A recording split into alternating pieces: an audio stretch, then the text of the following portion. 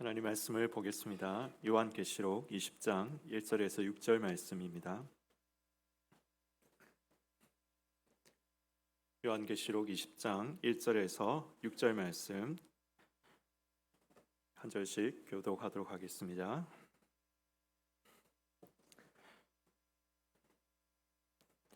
또 내가 보매 천사가 무저갱의 열쇠와 큰 쇠사슬을 그의 손에 가지고 하늘로부터 내려와서 영을 잡으니 곧 옛 뱀이요 마귀요 사탄이라 잡아서 천년 동안 결박하여 무저갱에 던져 넣어 잠그고 그 위를 임봉하여 천년이 차도록 다시는 만국을 미혹하지 못하게 하였는데 그 외에는 반드시 잠깐 노일이라. 또 내가 보자들을 보니 거기에 앉은 자들이 있어 심판하는 권세를 받았더라. 또 내가 보니 예수를 증언함과 하나님 말씀 때문에 목배임을 당한 자들의 영혼들과 또 짐승과 그의 우상에게 경배하지 아니하고 그들의 이마에 그의 표를 받지 아니한 자들이 살아서 그리스도와 더불어 천년 동안 왕노릇하니 그 나머지 죽은 자들은 그 천년이 차기까지 살지 못하더라. 이는 첫째 부활이라. 이 첫째 부활에 참여하는 자들은 복이 있고 거룩하도다. 둘째 사망이 그들을 다스리는 권세가 없고 도리어 그들이 하나님과 그리스도의 지상이 되어 천년 동안 그리스도와 더불어 왕노릇하리라. 아멘. 우리 전우자우로 함께 한번 인사하시겠습니다. 참 잘 남으셨습니다. 함께 한번 인사하겠습니다. 참 잘 남으셨습니다. 오후에 특별 순서들이 특별 또 외부 강사 일정들이 많이 겹쳐서 정말 오래간만에 제가 설교를 오후 예배 때 하는 것 같습니다. 혹시 요한계시록 강의를 했었다는 거 잊어버리고 계시지는 않습니까? 제가 요한계시록을 계속 두 번 했었죠. 두 번을 했었는데요. 분명히 두 번에 걸쳐서 4장과 5장을 했는데 하도 오랫동안 안 해가지고 갑자기 잊어버리고 20장으로 건너뛰는 게 제가 잊어버려서 그런 게 아닌가 뭐 생각하실 분도 있지만 혹 있을 수 있지만은 그런 것이 결코 아닙니다. 오늘 제가 4장 5장을 하고 갑자기 20장으로 건너뛴 이유가 있습니다. 우리가 읽어서 아시겠지만 20장은 천년왕국에 대해서 말씀하는 말씀입니다. 천년왕국 들어는 보셨죠? 예, 들어는 봤고 어디서도 많이 들어는 봤는데 그게 뭔지가 잘 모르겠고 어떨 때는 뭐 이게 무슨 판타지 같고 별로 우리 믿음에서 중요하지 않게 천년왕국이 뭐 어쨌다는 건지 그게 나 믿음하고 무슨 상관이 있나 우리가 이렇게 생각을 할 수 있습니다. 그런데 천년왕국을 제가 4장 5장하고 갑자기 건너뛰어서 이 20장을 먼저 하는 이유가 있습니다. 6장 우리가 4장 5장을 하고 6장부터는 이제 일곱 인의 심판, 일곱 나팔의 심판, 일곱 대접의 심판들이 등장을 하는데요. 계시록의 이 예언들을 어떻게 해석할지가 이 천년왕국에 대한 견해에 따라서 어떤 견해를 가지고 있는지, 천년왕국에 대한 견해 중 어떤 견해를 가지고 있는지에 따라서 해석이 많이 달라지기 때문입니다. 그래서 우리 이 천년왕국에 대한 이 이해가 계시록의 예언들에 대한 해석의 키워드다. 해석을 어떻게 하는가에 대한 키워드다라고 그렇게 말씀드릴 수가 있는 것입니다. 그래서 20장 천년왕국을 먼저 다루고 그러고 난 다음에 계속해서 6장, 7장 이렇게 가서 다시 설교를 하려고 하는 것입니다. 천년왕국 뭔가? 네 가지로 우리가 천년왕국에 대한 견해를 기독교에서는 보통 이야기를 합니다. 세 가지로 이야기도 하기도 하고 네 가지로 이야기를 하기도 합니다. 천년왕국과 예수님의 재림 사이에 순서가 어떻게 되는가에 의해서 이름이 붙여진 것입니다. 그래서 한번 띄워주시겠습니까? 세 가지로 나눌 수도 있고 네 가지로 나누실 수도 있다 했는데요. 세 가지로 나눈 것은 후천년설, 전천년설 그리고 무천년설입니다. 근데 전천년설을 다시 두 가지로 나눌 수 있거든요. 역사적인 전천년 조금 저기 표가 잘못 이렇게 정확하게 구분이 안 되어 있는데 전천년설을 역사적 전천년설과 세대주의적 전천년설 이렇게 두 가지로 나눌 수가 있거든요. 그래서 또 이제 좀 세세하게 보면 네 가지로 이렇게 나눌 수 있다 이렇게 이야기를 하는 것입니다. 자, 말 그대로 이게 천년왕국하고 예수님의 재림 사이의 관계에 대해서 이렇게 선후 관계의 문제 때문에 후천년, 전천년, 무천년 이런 용어들을 붙인 겁니다. 그래서 후천년은 뭐냐? 천년왕국 후에 예수님의 재림이 있다. 후천년, 천년왕국 후에 예수님의 재림이 있다. 이게 후천년설입니다. 다음 전천년은 뭐겠습니까? 천년왕국 전에 예수님의 재림이 있다. 이게 전천년이겠죠. 천년왕국하고 예수님의 재림하고 관계가 예수님 재림이 먼저 있고 난 다음에 그리고 천년왕국이 있다. 그러면 이거는 제가 뭐라고 천년왕국이 먼저 있고 난 다음에 예수님의 재림이 있다. 이거는 후천년설. 그렇죠? 그리고 천년왕국 전 예수님의 재림이 있고 난 다음에 천년왕국이 있다. 이것은 전천년설. 무천년설은 뭘까요? 천년왕국이 없다. 이게 무천년설입니다. 근데 우리 개혁주의 장로교 신학의 주류 개념은 무천년설이 주류입니다. 그래서 제가 담임 목사님께 목사님은 어떤 견해? 제가 전천년설을 지지한다 해가지고 그것이 이단이다, 잘못됐다 우리가 그렇게 이야기하지 않습니다. 후천년설을 지지한다 해가지고 저 사람 우리하고 상종할 수 없는 사람이다, 우리 절대 그렇게 이야기하지 않습니다. 우리 장로교 내에서도 의견이 좀 많이 갈릴 수 있습니다. 그렇지만은 주된 개념은 우리 장로교의 주류 개념은 무천년설이라는 겁니다. 무천년설. 그래서 제가 담임 목사님께 물어봤어요. 목사님 뭐 어떤 견해십니까? 무천년설이라고 하시더라고요. 그래서 제가 오늘 설교를 하는 겁니다. 안 그랬으니 목사님 무천년설이 아니고 전천년이라면 제가 무천년 설교를 하면 안 되잖아요. 근데 제가 담임 목사님이 무천년이라고 하니까 저도 이제 무천년설에 대해서 이야기를 하는 겁니다. 각각을 주장한다고 이단이 아닙니다. 견해를 달리할 수 있습니다. 그렇지만 이단은 아니지만 조금 조심해야 되는 견해가 있습니다. 세대주의적 전천년. 전천년 중에서 역사적 전천년이 있고 세대주의적 전천년이 있다고 했지 않습니까? 근데 세대주의적 전천년은 조금 자체는 이단은 아니지만은 좀 조심해야 됩니다. 왜 그러냐면 여기서 우리가 익히 아는 수많은 시한부 종말론들이 파생이 되거든요. 세대주의적 전천년에서 90년대를 떠들썩하게 했던 다미 선교에도 세대주의적 전천년입니다. 자, 이제 각자가 제가 뭘 의미하는지 제가 조금 이따 설명을 드리겠습니다. 그게 왜 이런 주장을 하고 있는지 제가 설명을 드리겠습니다. 제가 오늘 설교에서 근데 각 견해에 대한 성경적 근거와 그 허점, 왜 우리는 전천년을 지지하지 않는가, 왜 우리는 또 후천년을 지지하지 않는가, 뭐 이런 허점들을 다 소개하는 것은 이 설교를 절대로 이 한 시간 안에 마칠 수 없는 신학 강의로 만들 것입니다. 진짜 궁금하시면 신학교에서 배우시면 되고 책을 사서 보시면 됩니다. 제가 오늘 설교할 것은 천년왕국에 대한 네 가지 견해를 간략하게 소개를 드리고 그중 우리 개혁주의는 왜 다수 의견이 무천년으로 이렇게 요한계시록을 보고 있는가라는 것에 대해서 말씀을 드리려고 합니다. 오늘 설교를 듣고 좀 가슴이 좀 뜨거워지고 마음에 좀 위로를 받아야겠다, 우리 이런 분들은 이 설교가 조금 답답하실 수도 있을지도 모르겠습니다. 근데 오늘 이참에 장로교 신학의 주류가 계시록을 어떤 관점에서 보고 있느냐, 이걸 배우고 싶은 분들은 한 20분만이라도 우리 시간을 집중해서, 지금으로부터 한 20분만이라도 시간을 집중해서 한번 들어보시길 바랍니다. 조금 어려울 수 있지만은 우리가 이 말씀 집중해서 딱 들으면은 우리 다른 견해들은 차치하고 우리 개혁주의 주류 견해는 계시록을 어떤 관점에서 보고 있는지가 어느 정도는 이해가 되실 거라고 생각을 합니다. 그래서 제가 지금부터 이제 천년왕국의 네 가지 견해에 대해서 뭘 이야기하는지에 대해서 말씀을 드리겠습니다. 첫째는 후천년설이죠. 후천년설은 좀 전에 말씀드렸듯이 천년왕국 후에 예수님의 재림이 있다는 것입니다. 그러면 이 견해는 그러니까 어떤 거냐면 이 사회가 점점 발달해 가서 대부분의 이 세상 거민들이 기독교로 앞으로 개종을 한다는 것입니다. 개종을 해서 이 땅에 천년왕국이 이루어진다는 것입니다. 천년왕국이 이루어집니다.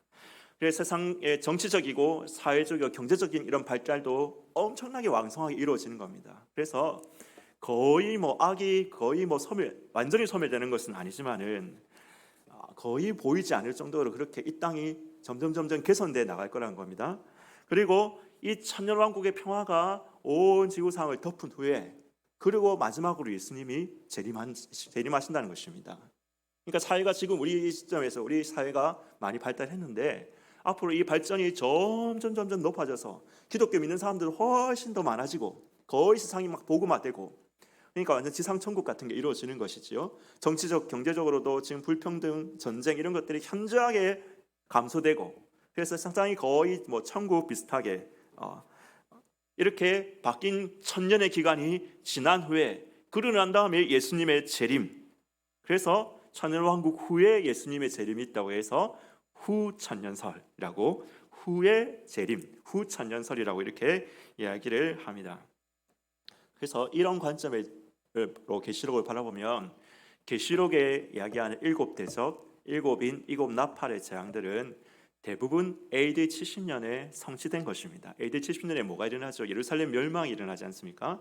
예루살렘 멸망, 예루살렘이 지역적인 진짜 그 문자 그대로 그 예루살렘이 AD 70년에 멸망을, 로마의 티토 장군에 의해서 멸망을 하거든요. 그때 이 예루살렘, 이 요한계시록의 예언의 대부분들이 이미 성취된 것으로 그렇게 보는 것입니다. 계시록뿐만 아니라 마태복음 24장도 마찬가지입니다. 마태복음 24장이 감람산 강화, 예수님께서 종말에 대한 예언을 하신 장인데요, 이 장들도 다 성취됐다는 겁니다. 이미 이루어진 재난이라는 것입니다. 그래서 세상 끝에 임할 환란, 적그리스도의 출현, 대배교, 이런 예언들은 조금 무시하려는 경향들이 후천년설에는 있습니다. 역사적 낙관주의입니다. 낙관주의입니다. 그래서 이것은 서구가 19세기, 20세기 이때 서구 그 기독교 세계가 역사에 대해 굉장히 낙관을 하고 있었습니다. 그 당시 시대 분위기가 우리 이 사회가 그러니까 점점 발달하고 있는 거 보이는 겁니다. 자기들이 보니까 막 과학이 발달하고 막 이렇게 이성이 발달하고 사회들이 점점 부유해지고 막 이런 것들이 보이니까, 야, 우리 사회가 이렇게 점점 발달하다 보면 진짜 이 세상 자체가 하나님의 천년왕국이 임하는 거구나, 이런 낙관을 한 겁니다. 낙관주의, 역사적 낙관주의가 후천년설에는 이제 깔려 있는 것이지요. 그래서 이런 후천년설이 주장했는데 1차, 2차, 양차 세계대전 이후로 후천년설은 약간 좀 이제 사그라들었습니다. 그 전까지는 서구 기독교가 완전 세상을 낙관하고 있었는데 세계대전 두 번을 겪으면서 인간이 이렇게 악하구나, 이렇게 인간이 참 추악하구나 하는 것을 유태인 홀로코스트라든지 뭐 이런 걸 보면서 깨달은 겁니다. 그래서 그 이후로는 이제 좀 후천년설은 약간 좀 약화되고 있는 상황입니다. 둘째는 이제 이게 후천년설이고요. 둘째는 역사적인 전천년입니다.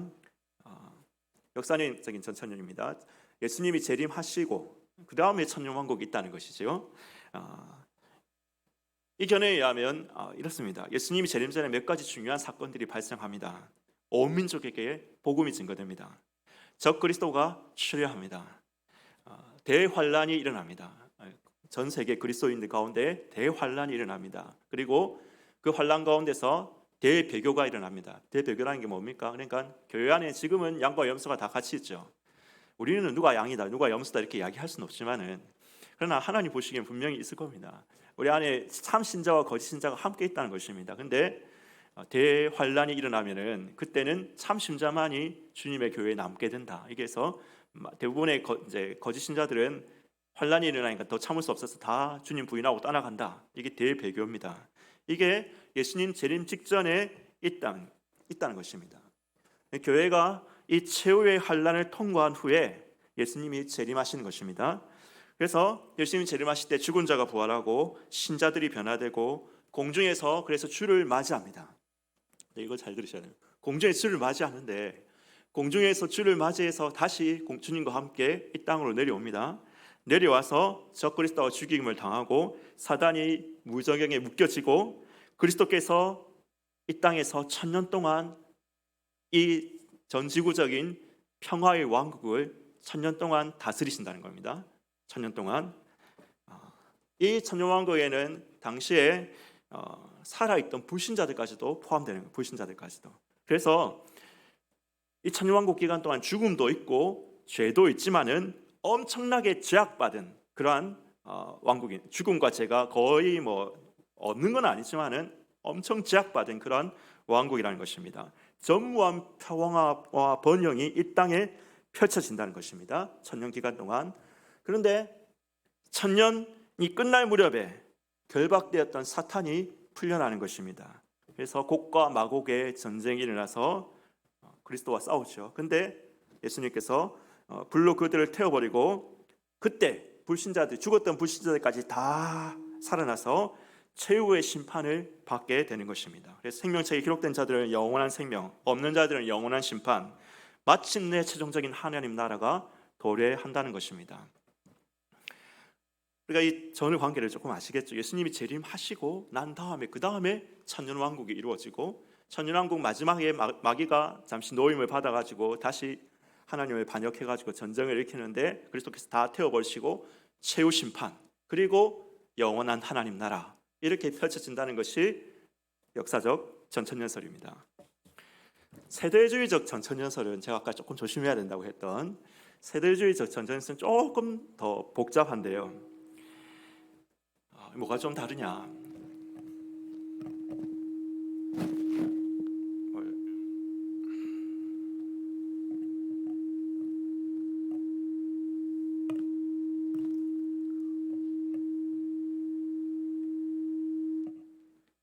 예. 들리십니까? 예. 세대주의적 전선은 조금 다른데요. 뭐가 틀리냐면 예수님께서 죽은 자를 데리고 공중에서 아까 전천년설까지는 똑같습니다. 공중에 재림하신다는 겁니다. 그런데 공중에 재림을 하실 때 신자들이 들려서 올라갑니다. 들려서 올라가서 공중에서 주를 만나서 이까지는 전천년하고 똑같은데 아까 전천년은 내려온다 했죠. 같이 내려오는데 세대주의적 전천은 거기서 7년 동안 혼인잔치를 벌인다는 겁니다. 7년 동안 혼인잔치를 벌이고 그럼 그 7년 동안 지상에서는 무슨 일이 일어나느냐? 이 7년의 기간 동안 계시록에 예언된 대부분의 사건이 일어나게 된다는 겁니다. 지상에서 대환란, 적그리스도의 출현, 대배교, 문자적 이스라엘 14만 4천 명의 회개, 아마겟돈 전쟁 이런 것들이 7년 그리스도인들이 하늘에서 7년 어린 양의 혼인잔치를 하고 있는 그 시간 동안 지상에서 7년 동안 이런 환란기를 겨친다는 것입니다. 7년 후에 다시 예수님이 공중에서 다시 땅으로 재림합니다. 그러니까 어떻게 보면 이거 이중재림이죠. 예수님이 공중에 한번 재림하고 거기서 혼인잔치를 7년 동안 벌이고 다시 땅으로 재림하신다는 겁니다. 그 땅으로 재림해서 천년왕국이 펼쳐진다는 겁니다. 그리고 천년 동안 왕국이 똑같이 그 다음은 이제 전천년절 역사적 전천년하고 거의 비슷한데요. 천년왕국이 이루어지고 마지막에 사단이 놓이고 최후의 심판이 있다라는 것이 세대주의적 전천년입니다. 자, 제가 간략하게 이렇게 각각의 견해에 대해서 말씀을 드렸는데요. 우리 장로교의 주된 개념은 제가 무천년설이다라고 그렇게 말씀을 드렸죠. 왜 무천년을 이야기할까? 우리가 오늘 읽은 4절 말씀에 분명히 천년 동안 왕도를 한다. 천년 동안 2절 말씀에도 천년 동안 마귀가 결박되어 있다. 분명히 천년을 말하고 있는데 계시록 20장 1절에서 6절에서 분명히 천년을 말하고 있는데 왜 개혁주의의 주류는 다수는 무천년설을 이야기할까? 왜 그럴까? 엄밀히 말하면 개혁주의 주류는 무천년설을 주장하는 개혁주의 주류는 천년왕국이 없다가 아니라 하늘에 실현된 천년왕국을 말하는 겁니다. 하늘에 실현된 천년왕국. 천년왕국이 하늘의 영적 세계에 실현됐다는 겁니다. 실현됐다. 그리스도의 승천 이래로 재림까지의 죽음을 당한 성도들이 하늘에서 주와 함께 벌이는 이 영적 세계에서 벌이는 잔치를 천년왕국으로 해석하는 것입니다. 하늘에서 이미 실현됐다. 그래서 우리는 무천년이라니까 천년왕국 계시록 20장 1절 6절 분명히 천년왕국 이야기하는 것 같은데 왜 개혁주의는 천년왕국 없다고 이야기하느냐? 이렇게 이야기하는 사람이 천년왕국이 용어상으로 무천년 없다가 아니라 하늘에 실현되었다. 하늘에 실현되었다. 자, 개혁주의가 이렇게 이해하는 데는 계시록에 대한 이해를 어떻게 하는지가 굉장히 중요한 이유가 있습니다. 계시록을 어떻게 이게 앞으로 제가 이것 때문에 사실 이 이야기를 해야지 일곱인, 일곱 나팔, 일곱 대접 이 심판에 대한 제가 설교를 앞으로 해나갈 수 있기 때문에 제가 지금 이 이야기를 드리는 것입니다. 계시록을 어떻게 이해했길래 왜 20장을 이렇게 해석을 하느냐, 무천년이 이렇게 해석을 하느냐? 한번 그 좀 띄워 주십시오. 그다음 계시록을 이렇게 점진적 평행법이다. 이런 식으로 이제 이해를 하는 겁니다. 계시록의 점진적 평행법. 계시록을 읽어보면 우리가 7단원으로 이렇게 좀 나눌 수가 있는데요. 첫 단원은 우리가 뭐 익히 아는 7교회에 대한 그 예언이 나와 있죠. 근데 그 후에 6단원들은 예수님의 승천과 이 재림 사이의 일을 기록하고 있습니다. 그런데 이 6단원들이 시간순으로 나열된 것이 아니라는 겁니다. 시간순으로. 그러니까 예를 들면 4장 10장에 7인의 심판이 있고 8장 12장에 7 나팔의 심판이 있고 15장 16장에서 7 대접의 심판이 나오는데 이것이 마치 통일신라 다음에는 고려 다음에는 조선 다음에는 대한민국 이런 식으로 시간순으로 나열된 것이 아니라는 것이죠. 시간적 선후관계로 나오는 것이 아니죠. 그래서 7인 심판 다음에 7 나팔 심판이 있고 7 나팔 심판 다음에 7 대접 심판이 있고 총 21개의 심판이 이 땅에 떨어지는 것이라고 그렇게 이해하는 것이 아니라는 것이죠. 이것은 각자 나름대로 평행적인 사건이라는 겁니다. 그러니까 우리가 시간순으로 나열한다면 7인, 7 나팔, 7 대접 이런 식으로 가지 않습니까? 그런데 계시록을 그렇게 보는 것이 아니라 점진적 평행법이라는 것은 7 대접이 이걸 예수님의 그 초림과 예수님의 승천과 재림 사이에 있는 이 하나의 사이클에 7 나팔의 심판이 나옵니다. 그리고 동일하게 그 다음에 7 대접의 심판에서 7 인의 심판에서 나오고 그 다음 7 대접의 심판에서 또 이런 사이클이 나오고 7 나팔의 심판에도 이런 사이클이 나오고 이런 여러분 사이클이 반복된다는 것입니다. 반복. 승천과 재림 사이에 대한 하나의 사이클이 나오고 그 마지막 사이클은 근데 뭐로 끝나느냐? 세상 끝에 대한 내용.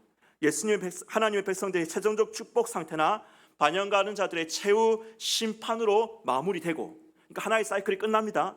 그리고 그 다음 단원에서는 또 하나의 또 다른 사이클이 나오는데 이 사이클은 역사적 선후관계로만 된 것이 아니라 이렇게 평행돼서 나온다는 것입니다. 그런데 점진적이라고 이야기하는 이유가 있습니다. 그냥 평행만 아니라 이렇게 나선이 돌수 똑같은 말을 반복하고 있는 것이 아니라 마치 나사가 돌면서 점점 올라가듯이 점진적으로는 점점 더 최종적 상태에 대한 분명한 메시지와 계시를 향해서 전진하고 있다.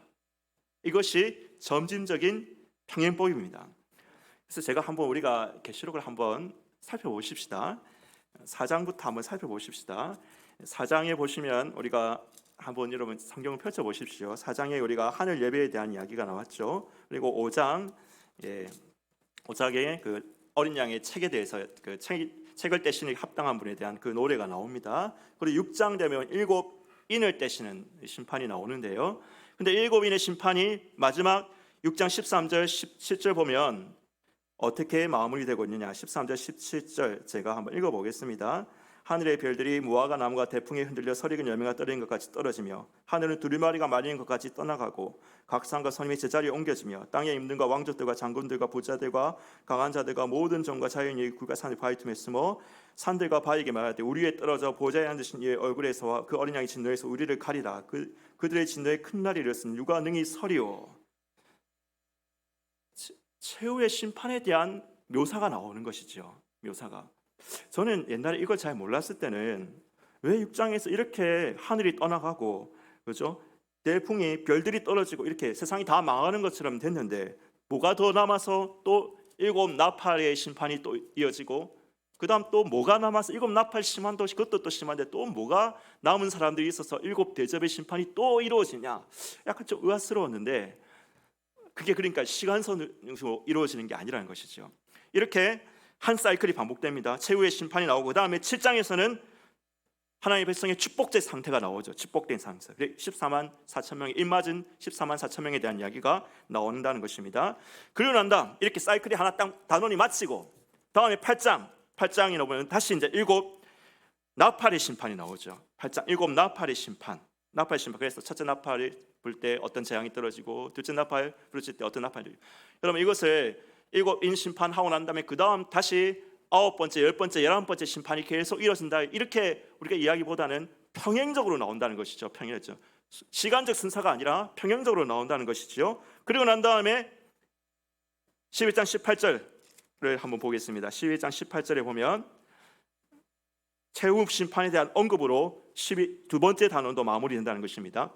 아까 그거 재석 좀 올려주십시오. 아까 제가 두 번째 그걸 좀 띄워줘 주십시오. 그래서 두 번째 심판 11장 18절 이방인들이 분노하며 주의 진노가 내려 주의 죽은 자들을 심판하시며 종 선지자들과 성도들과 또 작은 자들 큰 자든지 주의 이름을 경외하는 자들에게 상 주시며 또한 또 땅을 망하게 하는 자들에게 멸망시키실 때로소이다. 이 최후 심판에 대한 이야기가 나오죠. 그러고 난 다음에 또 12장 14장에서는 여인과 여인이 낳은 아들에 대한 이야기, 용에 대한 이야기가 나옵니다. 그리고 14장 14절 15절 마지막 마무리에서는 또 최후에 대한 묘사가 나오죠. 14장 14절 15절 제가 읽어보겠습니다. 또 내가 보니 흰 구름이 있고 구름 위에 흰자 같은 이가 앉으셨는데 그 머리에는 금 면류관이 있고 그 손에는 예리한 낫을 가졌더라. 또 다른 천사가 성전에서 나와 구름 위에 앉은 이를 향하여 큰 성을 외쳐 이르되 당신의 낫 휘두를 거두사 땅의 곡식이 다 거둘 때가 이르렀습니다 하니 구름 위에 앉으시니가 낮에 땅을 휘두르매 땅의 곡식들을 거두어지니라. 이건 분명히 최후 심판에 대한 묘사거든요. 예수님이 다니엘서에 예언된 그 마지막 그 예수님의 재림에 대한 묘사거든요. 우리가 이걸 시간적으로 막 끼워 맞추면은 예수님이 14장에서도 재림하시고 나중에 뭐 18장 19장에서도 재림하시고 재림을 몇 번이나 하시는 건가? 우리가 이렇게 좀 혼동이 될 수가 있는데 점진적 평행법, 그렇죠? 다시 사이클이 반복된다는 것입니다. 14장. 그리고 또 보십시다. 15장 16장에서는 7 대접의 심판이 나오죠. 15장 16장에 7 대접의 심판, 또 사이클이 하나 반복되는 겁니다. 그리고 16장 19절에 보니까 심판이 나오죠. 큰 성 세갈려 갈라지고 만국의 성들도 무너지니 큰 성 바벨론이 하나님 앞에 기억하신 바 되어 그의 맹렬한 진노의 포도주를 잔을 받음에 각 성이 없어지고 산악도 간데 없더라. 최후의 심판의 모습이 등장하는 것입니다. 자, 그리고 17장에서 19장에서 다시 사이클이 반복됩니다. 17장 19절 바벨론과 짐승의 멸망, 그리고 바벨론의 패망이래 18장에서 이야기하죠. 19장 바벨론의 멸망에 대해서 이야기합니다. 그리고 다시 최후 상태에 대한 묘사가 나옵니다. 19장 11절 말씀 보겠습니다. 또 내가 하늘이 열린 것을 보니 보라 백마와 그것을 탄 자가 있으니 그 이름은 충신과 진실이라. 그가 공의로 심판하며 싸우시리라. 그 눈은 불꽃 같고 그 머리에는 많은 관들이 있고 또 이름 쓴 것 하나가 있으니 자기밖에는 아는 이가 없고. 여러분, 그 백마 탄 자가 예리한 창검을 가지고 철장으로 다스린다. 이제 이것이 나오는 겁니다. 여러분, 우리가 이거 갖다 그냥 순차적으로만 이야기하면 아까 예수님 재림하셨는데 또 예수님 재림하시고 또 재림하시고, 우리가 이렇게 잘못 이해할 수가 있다는 거죠. 역사적 순서, 시간 순으로 나온 것이 아니라 평행적으로 나온다는 겁니다. 각 단원이 하나의 어떤 심판 사이클을 갖다가 마지막에는 최후 심판과 성도들의 영원한 복에 대한 것으로 마무리되는 이러한 순차적인 반복이 된다는 것입니다. 그런데 이 반복이 단순한 반복은 아니라 마치 나사가 이렇게 올라가듯이 반복되면서 점점 더 계시를 확실하게 보여주는, 그래서 그냥 평행법이 아니라 점진적 평행법으로 이렇게 나오고 있다라는 것입니다. 자, 그래서 오늘 우리가 20장 이제 이건 20장으로 왔는데요. 20장에서도 우리가 이 20장을 이런 식으로 이해를 하면은 20장도 새로운 단원이 시작되는 겁니다. 새로운 마지막 7 단원이 시작되는 겁니다. 그러니까 20장을 19장에서 예수님이 재림이 나왔잖아요. 19장에 예수님이 그래서 우리가 이거 순차적으로 잘못 읽으면은 20장을 예수님 재림하시고 난 다음에 천년 왕국이 있는 거구나, 이렇게 이해를 하거든요. 그럼 무슨 말인가 이해가시죠? 19장에서 예수님이 재림을 하셨잖아요. 백마를 타고 예수님이 철장으로 나를 다스리시고 그 재림하시는 모습이 나왔거든요. 자, 예수님 재림하시고 난 다음에 그 다음에 20장에서 천년왕국에 대한 묘사가 나왔으니까 재림하고 난 다음에 천년왕국이 있는 거구나, 이렇게 이해를 할 수 있지만은, 그러나 그런 식으로 이해를 해보면 예수님이 여러 번 재림을 하고 있어요. 본문의 요한계시록에. 그런 게 아니라는 것이죠. 계속 반복된다는 거죠. 20장도 새로운 하나의 사이클이 반복된다는 것이죠. 그래서 20장도 우리가 그런 식으로 보면 새로운 지금 사이클이 반복되는 겁니다. 예수님의 승천과 재림 사이에 새로운 사이클이 반복됩니다. 자, 일곱 인, 일곱 나팔, 일곱 대접 심판은 점진적이지만은 않습니다. 계시록 순서상에는 일곱 인, 다음 일곱 나팔, 그 다음 일곱 대접이 있으나 그것이 역사적으로 마지막 날에 일곱 인 심판 다음에 일곱 나팔 심판이 임하고 일곱 대접 다음에 일곱 나팔 다음에 일곱 대전이 일어나는 순서로 진행되는 것은 아니다. 모두가 승천과 재림 사이에 일어날 환란과의 사건들의 양상을 평행적으로 묘사하고 있다. 이런 관점에서 20장을 보십시다.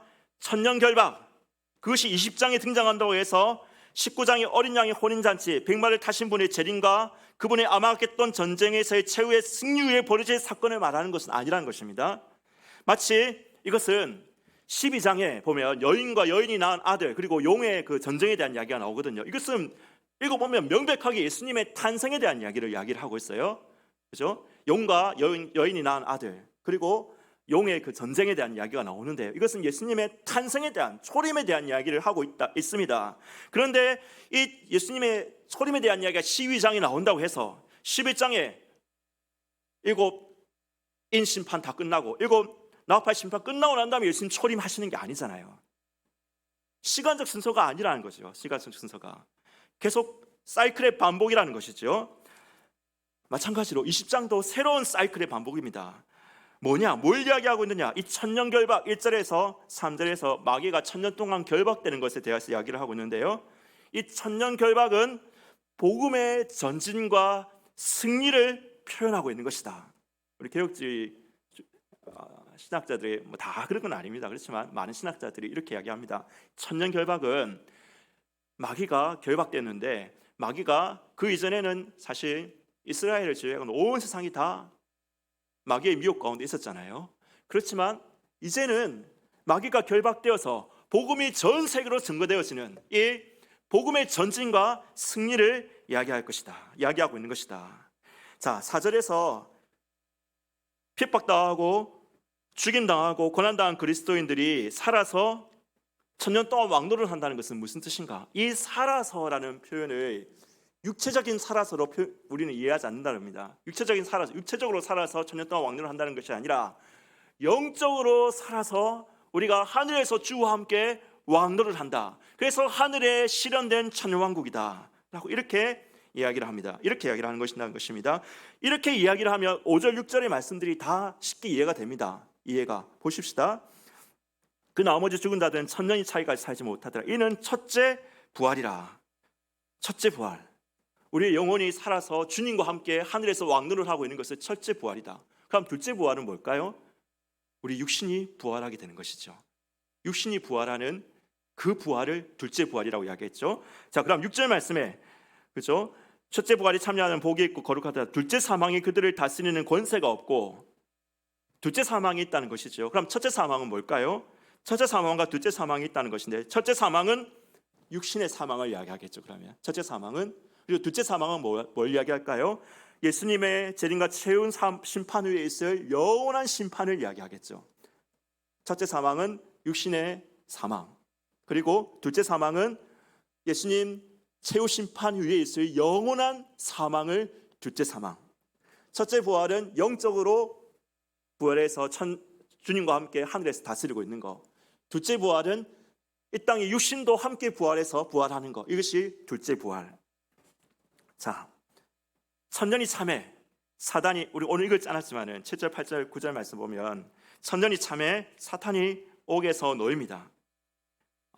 이것은 그래서 천년왕국 후에 이 땅에 천년왕국이 이루어지고 난 다음에 마귀가 다시 노임을 받는다, 우리가 이렇게 이해하는 것이 아니라, 천년왕국이 하늘에 이루어졌잖아요. 영적으로 이루어졌잖아요. 그러면 뭐가 되는 겁니까? 사단이 옥에서 놓인다는 것은 재림 전에 있을 대환란, 대배교의 또 다른 묘사라는 것입니다. 또 다른 묘사. 그러니까 재림 전에, 예수님 재림하시기 전에 우리 개혁주의 지도자 이렇게 믿는 거죠. 이미 하늘에서 우리는 영적으로 주님과 함께 영혼들이 주님과 함께 세상을 다스리고 있는데, 우리는 이 기간 동안 복음이 막 전전하고 온 세계에 복음이 증거하고, 아마 여러분들 이 당시에 요한계시록의 신자들이 오늘 여러분들을 보셨으면 여러분들이 이렇게 자유롭게 예배하고 이렇게 자유롭게 찬송하고 이렇게 부유하게 살아가는 걸 보셨으면 정말 저들이 천년왕국에 살고 있구나, 아마 그렇게 생각하셨을 거예요. 이 초대교회 신자들이 만약 여러분들의 모습을 보셨다면. 지금은 우리가 대부분의, 물론 북한같이 이렇게 좀 극심한 악의 세력 가운데 놓인 나라도 있지만은 대부분의 그리스도인들이 뭐 그렇게 핍박받고 그렇지 않지 않습니까? 대부분의 그리스도인들이 이 땅에서 우리가 축복을 기대할 수 있지 않습니까? 그리고 대부분의 그리스도인들이 예수 믿고 잘되고 번성하고, 그렇죠? 하나님이 역사하셔서 우리가 이 땅에서 번성하고 약속을 받고 증거를 받고, 여러분 이런 것들 우리가 누리는 것을 기대하고 고대하며 나아가고 있지 않습니까? 충분히 그럴 수 있습니다. 이 땅에 우리가 지금 그 시기를 살고 있다는 것입니다. 그 시기를 살고 있어요. 그렇지만 마지막 날이 되면은 사단이 잠시 놓인다는 것이죠. 사단이 잠시 놓이는데 그때 뭐가 일어난다는 겁니까? 적그리스도의 출현, 그렇죠? 대환란, 대배교, 이런 것들이 진짜로 일어난다는 것입니다. 일어나고 그리고 난 다음에 주님이 재림하시는 것이죠. 예수님이 재림하셔서 사단의 세력을 완전히 멸하시고 하나님 나라, 영원한 하나님 나라를 세우신다. 그러니까 이 지상에 이루어지는 새로운 천년기는 없다는 겁니다. 이미 하늘에서 이루어져 있는 상황이니까요. 우리가 지금 그 천년왕국의 시대를 살아가고 있다는 것입니다. 이것이 이제 이해가 되시죠? 이것이 우리가 믿는, 우리 다 개혁주의는 다 이렇게 믿는다는 건 아닙니다. 그렇지만 개혁주의 주류가 믿는 하늘에 실현된 천년왕국, 개혁주의 주류 개념, 무천년설입니다. 무천년설입니다. 자, 그러면 마지막으로 이제 이것만 정리하고 우리가 오늘 말씀을 정리하려고 합니다. 우리가 무천년의 입장을 취할 때 세상에 대해서 어떤 자세를 취하게 되는가라는 것입니다. 세상에 대해서 어떤 자세를 취하게 되는가.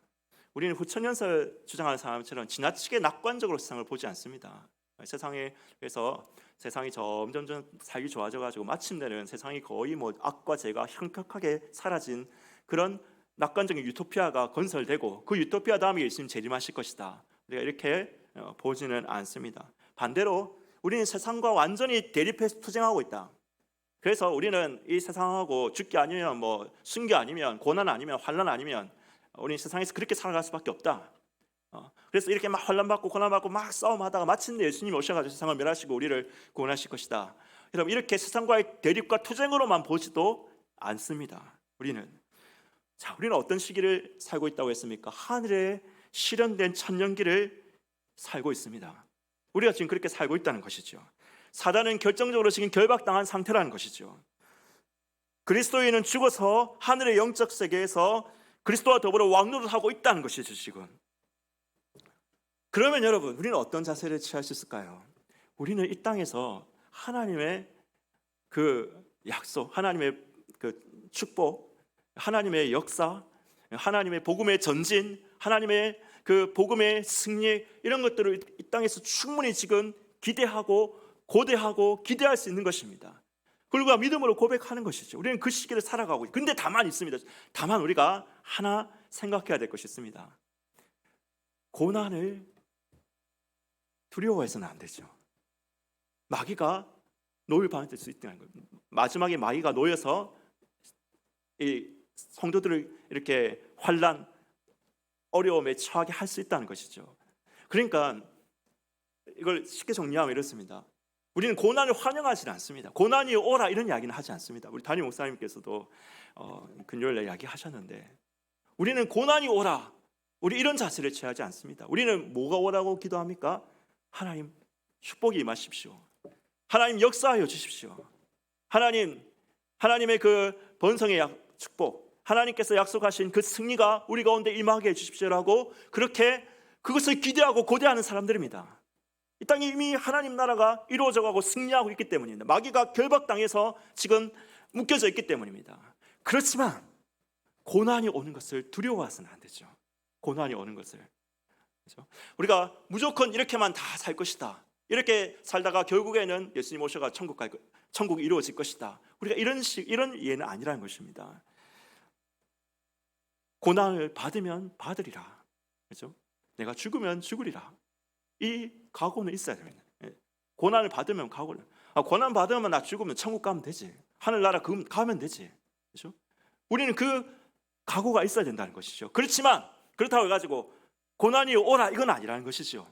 고난이 오라는 아니고 고난을 견디고 환난을 견디고 핍박을 견디고 내가 죽으면 죽으리라. 죽으면 천국 가면 되지. 죽으면 그냥 하늘 날아가면 되지. 지금 청교도들이 그 정도의 믿음이 있었잖아요. 죽으면 나 하나님 나라 가면 된다 해서 순교하고 핍박받고 순교도 하고 막 그랬잖아요. 그렇다고 해서 청교도들이 일상에 대해서 무관심했습니까? 그렇지 않다는 거죠. 일상에 대해서 누구보다도 이 세상에 하나님 나라를 세우는 것에 대해서 누구보다도 관심 있는 사람들이 청교도들이었습니다. 우리도 마찬가지입니다. 우리는 고난을 두려워하지 않지만, 가난을 두려워하지 않지만, 고난을 환영하지는 않지만, 고난을 두려워하지는 않지만, 그러나 하나님의 역사를 기대하면서 하나님 이 땅에 하나님께서 그 약속하신 약속들, 하나님께서 우리가 주시겠다 하는 그 놀랍고도 풍성한 삶들이 우리 가운데 펼쳐지기를 고대하고 기도하고 그 역사를 바라고 나아가는 것이지요. 그렇지만 고난에 대해서 우리가 고난 받으면 우리는 믿음 버린다. 우리는 예수 믿으면 축복만 있으니까 고난이 시작되면은 그러면 이건 뭐가 잘못된 것인가? 그런 건 아니라는 것이죠. 우리는 고난을 각오도 할 수 있다. 어떤 목사님 그런 이야기를 하시는데 가난을 두려워하지 않지만은 가난을 환영하지도 않는다. 이런 말씀을 하셨는데 정확하게 우리의 입장입니다. 고난을 두려워하지 않지만은 그러나 고난을 환영하지 않는다. 우리는 무엇을 기대하냐? 하나님의 역사가 하늘에서 이루어진 것 같이 이 땅에서 이루어지기를 고대하며 기대하며 믿음으로 실제로 그것을 성취해 나가며 살아가는 것이 그리스도인의 삶이다라는 것입니다. 오늘 우리가 이 계시록의 말씀을 살펴봤는데요. 좀 앞으로 또 이제 6장, 7장 계속 보면서 또 제가 계속해서 설명을 해가도록 하겠습니다. 오늘 우리 말씀을 통해서 우리가 어떤 계시록에 대한 이해를 하고 있는지, 무천연설이 어떤 견해를 가지고 있는 것인지, 그리고 우리는 그러면 세상을 어떻게 봐야 될 것인지 우리가 귀한 깨달음을 얻으셨기를 예수님의 이름으로 축원합니다. 우리 함께 찬양하겠습니다. 492장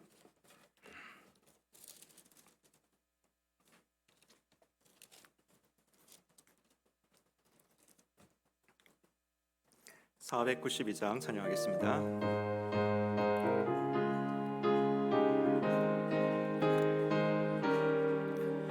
잠시 세상에 내가 살면서 항상 찬송 부르다가 날이 저물어 오라 하시며 영광 중에 나가리 열린 천문문 내가 들어가 세상 짐을 내려놓고 빛나며 영광 받아 쓰고서 주와 함께 길에 설리 눈물 골짜기 거듭으면서 너의 갈 길 나가느에 주의 품 안에 내가 항해여 영원토록 설레라 열린 천문문 내가 들어가 세상 짐을 내려놓고 빛나며 영광 받아 쓰고서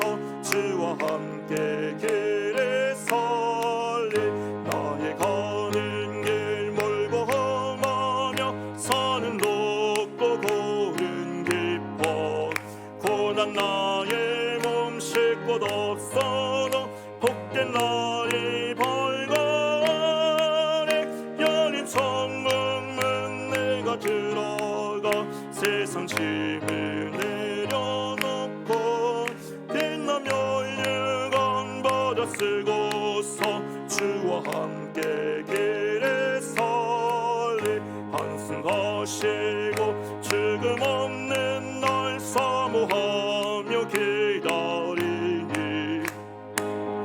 이런 주를 배울 때 나의 기쁨 넘치리라 열린 천문문 내가 들어가 세상 짐을 내려놓고